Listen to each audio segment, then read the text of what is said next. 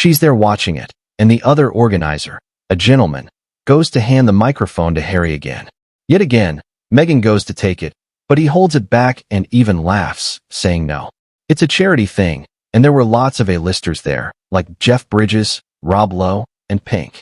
You'll remember last year Meghan very much made her presence known, so the fact that she was there again and humiliated not once but twice, all because the organizers didn't want her to have the microphone, was striking.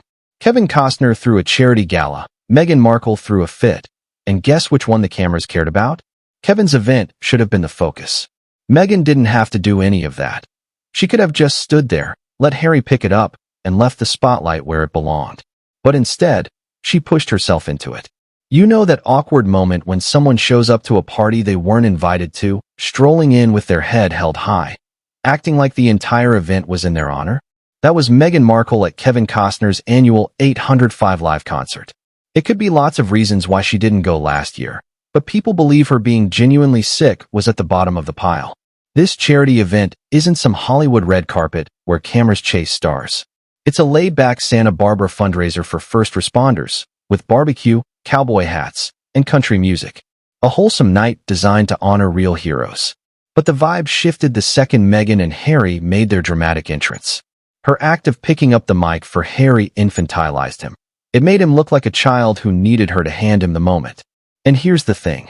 This wasn't Meghan's first run-in with Kevin Costner's charity event. By now, people are whispering she's practically banned in spirit, if not on paper. Prince Harry might be in New York one day and honored elsewhere, but Meghan? She's missing from those spaces too, and this event was her opportunity to turn up alongside Harry. 2 years ago, when she did show up, insiders say she brought more drama than donations. Reports swirled that Meghan tried to grab the mic, desperate for her moment in the spotlight, and in doing so, completely shifted the mood. What should have been a relaxed evening honoring firefighters turned into a tense game of how to keep her away from the stage. Fast forward to last year. Invitations went out, but not to Meghan. She wasn't on the list, wasn't wanted. Instead of staying home, she let her absence spark tabloid chatter, stories of her being snubbed, speculation about feuds, and whispers that Kevin Costner himself didn't want the royal circus at his event again. And yet, when Meghan strolled in this year with Harry in tow and her own photographer trailing behind, it wasn't just awkward, it was audacious. People knew the history. They knew she wasn't invited. Still, she showed up like the main act anyway. Kevin Costner's event is supposed to be about first responders, local heroes who save lives daily. Instead, once again, it turned into Meghan's sideshow. At this point, it's not just bad timing or poor judgment. It looks like a pattern. Meghan has made it clear that if there's a spotlight, she'll step into it, invited or not. The night took a sharp turn from awkward to shocking. According to multiple whispers from people in the room, Meghan wasn't just content with stealing the spotlight. She allegedly went full soap opera. A young woman working the event, tasked with keeping things organized, politely approached Meghan before the show began. Her job was simple. Remind Meghan she wasn't booked to speak. No microphone, no stage time. Straightforward, professional, and nothing personal. At first, Meghan played along. She smiled, nodded, acted like she understood. But then, in a move nobody saw coming, she reportedly snapped. Eyewitnesses claim Meghan swung her free hand and delivered a sharp slap to the worker.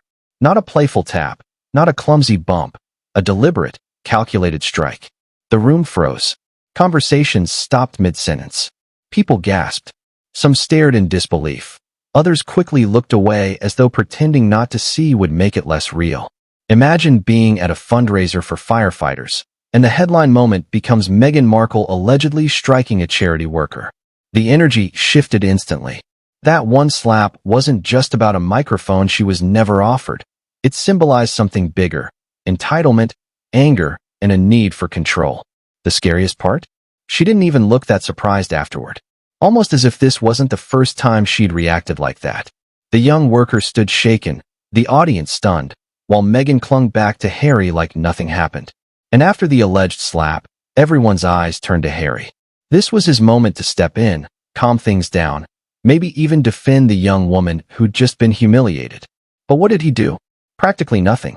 Harry just stood there, his hand hovering awkwardly on Meghan's back. It wasn't protective, it wasn't authoritative. It looked like a man caught in the middle of a nightmare, unsure whether to intervene or pretend it hadn't happened. Witnesses described his face as tight and uncomfortable. He didn't speak up, didn't apologize on her behalf. He just let the silence hang as Meghan grabbed his hand like a child caught misbehaving in school. The body language said it all. Meghan looked defiant but slightly panicked, scanning the room for judgmental eyes. Harry looked drained, checked out, like a man who's been through this too many times before. It wasn't the image of a power couple standing tall together. It was the image of a man reduced to background scenery in his wife's chaos. His silence spoke louder than words. By not stepping in, Harry ended up looking like an enabler. To many, he seemed not just embarrassed, but trapped. And if there's one thing Meghan Markle knows how to do, it's flip a scandal into a storyline. By the time most people were still whispering about the alleged slap, her PR team was already at work rewriting the night's narrative. Within hours, outlets like People magazine began publishing glowing pieces about Meghan as the graceful wife supporting Harry and stepping aside so he could shine. But according to those in the room, the reality was anything but. Eyewitnesses described her as tense, controlling, and unwilling to let Harry take a single step alone. And what about the alleged slap? Not a single mention. The incident was wiped clean from official coverage, as if it never happened. Instead, the press spun her presence into something positive, painting her as a key figure of the night when in truth, she wasn't even invited. This wasn't coincidence. It was calculated damage control. Meghan's team knew the optics were bad, so they moved quickly to smother the story under layers of fluff. But the internet has a long memory, and people weren't buying it. The saddest part? The people who should have been celebrated that night, the firefighters, EMTs, and first responders, were pushed to the sidelines. Even Kevin Costner, the host of the entire event, couldn't escape the overshadowing. Normally, he'd be praised for pulling together stars, musicians, and donors for a noble cause. Instead, the headlines were hijacked by Meghan's antics. From palace staff calling her difficult to insiders whispering about her temper behind closed doors, Meghan has long been painted as someone who doesn't play nice when the cameras aren't rolling. What happened at Kevin Costner's charity only added fuel to that fire.